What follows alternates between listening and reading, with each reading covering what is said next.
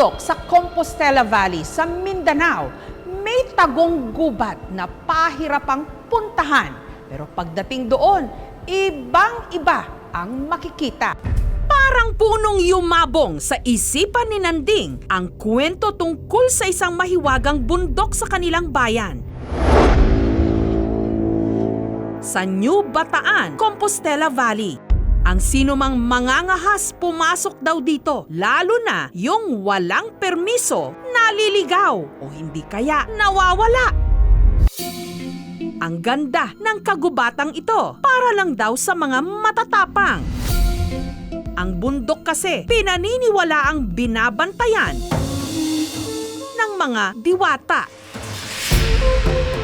Ito ang Mount Pandadagsaan. Naririnig ko sa mga matatanda na mga mandayan, mayroon raw ng mga punong kahoy na kamandag na nakakalason yung amoy. Kapag nabulabog daw ang mga diwata bilang ganti, nagpapaulan sila.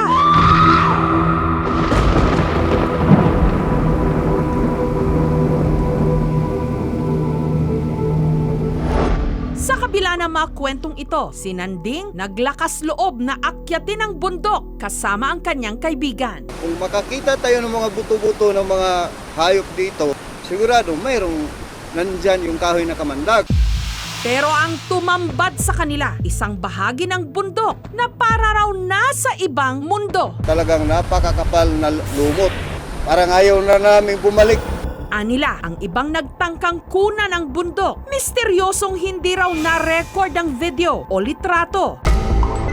Pero matapos mabalitaan ng lokal na pamahalaan ang mahiwagang kagubatan, umakyat din sila.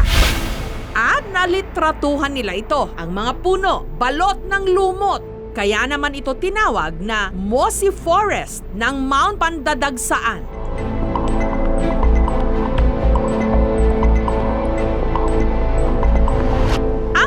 Alaga ng bundok, ang tribo ng Mandaya. Importante yung Mount Pandadagsaan dahil sacred place yan. Pag pumunta rin yung mga ninuno namin dyan, parang masigla yung mga katawan nila. At kahit ang mga miyembro ng tribo, takot daw na pasukin ito. Sinasabi sa amin ay huwag kayong tumingin dyan, huwag kayong magturo dyan.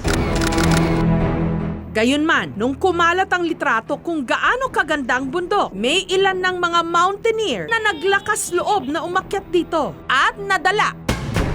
Pinaka-challenging po na mountain sa Pilipinas. Technically yung trail, hindi siya established talaga. Kumpara sa Mount Apo, virgin na virgin yung trail eh. Hindi ko alam kung gaano siya kahirap o gaano ang ma-encounter namin doon. Ayoko nang bumalik.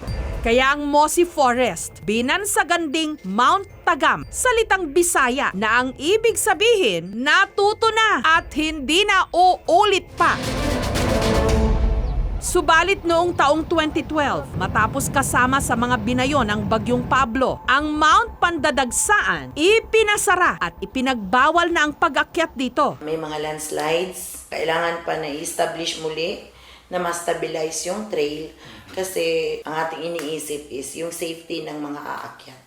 Pero makalipas ang 7 taon, muli itong bubuksan. At ang ating programa, ang kauna-unahang Philippine media team na pinahintulutang masilayan ang ganda ng mistikal na bundok. Papaboran din kaya ng sinasabi nilang diwata ang ating team. Maaga pa lang, tumulak na sila. Kasama ang staff ng munisipyo ng New Bataan, ang Philippine Army at ang DENR papuntang jump-off area, ang Kampo 1 sa Barangay Anda para simulan ang mahaba-habang trek.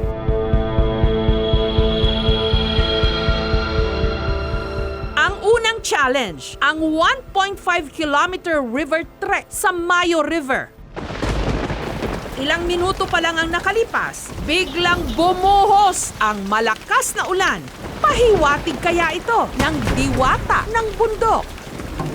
Dahil sa ulan, naging madulas at maputik ang trail. Kailangang sumuot sa ilalim ng mga natumbang puno, dumaan sa pampang at magrapel. Ang mga Naga DENR, patigil-tigil para ma-record nila ang kanilang mga obserbasyon sa lugar. Sa make observation, meron po tayong indicator species, threats. Wala naman tayong threats dito kasi undisturbed naman siya. Makalipas ang mahigit 9 na oras na lakaran,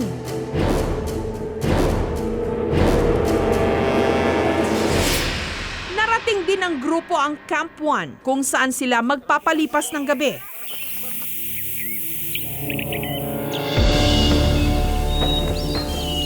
Day 2 ng trek papuntang summit.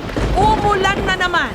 Tubig ito from ulan na kukulik siya from big cellophane to going to big sako. Safe naman po siya. Tsaka malinis din. Perwisyo rin ang mga alimatok o yung mga maliliit na linta. Marami ito sa trail tapos pag may dumaan, didikit ito. Kasi ito ay sumisip-sip po ng dugo. Hanggang may nadaanan silang nahahawik sa kumalat noong litrato ng Mossy Forest. Pero hindi pa raw ito ang pakay. Mga puno po dito, may mga lumot din pero mas maganda yung lumot na pupuntahan natin.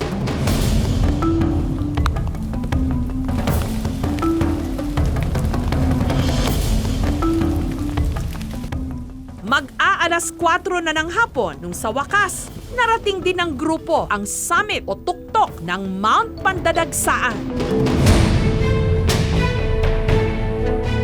Sa tuktok, makikita ang pitcher plants at mga puting lumot. Kaya raw ba putim-puti rin ang summit ng bundok na ito? Mula sa campsite, 40-minute trek ang layo bago marating ang Mossy Forest. Pero bago pa sila umabante, nag-abiso na ang technical committee na ipagpabukas na lang ang pag-akyat. Yung oras kasi, maliit na.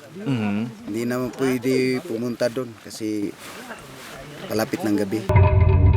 Kinabukasan, sumilip saglit ang haring araw. Pero ang hangin sa summit, malamig. Sinuyod ng team ang isang madamong trail.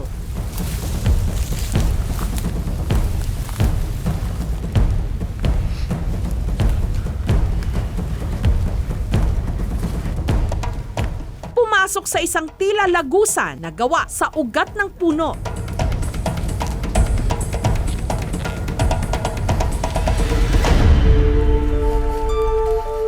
Maya-maya pa sa kauna-unahang pagkakataon sa Philippine TV.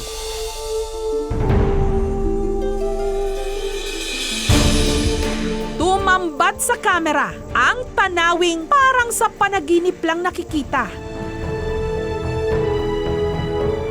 Ang napakagandang Mossy Forest ng Mount Pandadagsaan.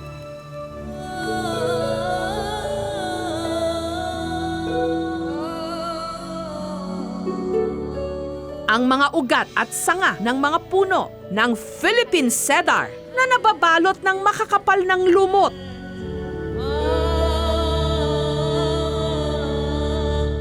Nagpupulupulupot.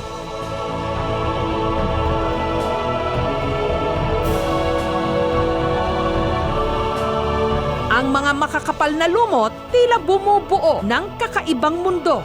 Parang location ng mga Hollywood movie katulad ng Avatar. Kaya nga ba pinangalanan din nila itong Avatar Mossy Forest. Ang bahaging ito raw ang pinaka-photogenic. Ang parte namang ito dahil maliliit ang mga sanga ng puno, tinawag na mini Mossy Forest. Ang ganitong klase ng gubat, maaring abutin daw ng 100 taon bago lumago. During sa food patrol ng taga Senros, first time namin na makapunta ng ganitong area, tapos ganito ka challenge at rigid yung area.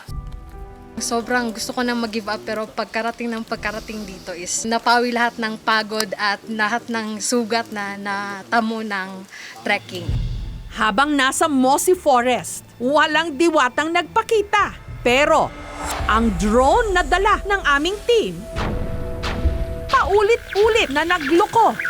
Malakas kasi yung hangin, sir, tapos Yung drone ko sir, parang nag-outbalance sir. Hindi siya steady. Sa mga ibang aerial shot ko sir, okay naman. Pero dito, iba talaga sir.